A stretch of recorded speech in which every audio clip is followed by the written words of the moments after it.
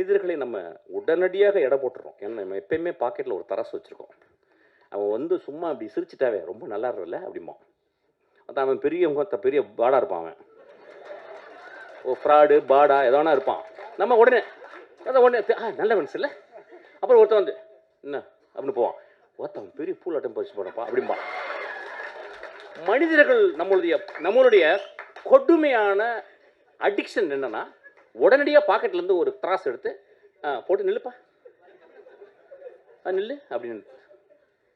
மனிதர்களை நிறுக்க வேணாம். மனிதர்களே, ஒரு எழுத்தாளர் சொல்லியிருக்காரு, ஒரு மனிதனை பற்றி தெரிந்து கொள்ள வேண்டும் என்றால் 5 வருடம் அவனோட நீங்கள் பயணப்பட்டிருக்கணுன்றாங்க.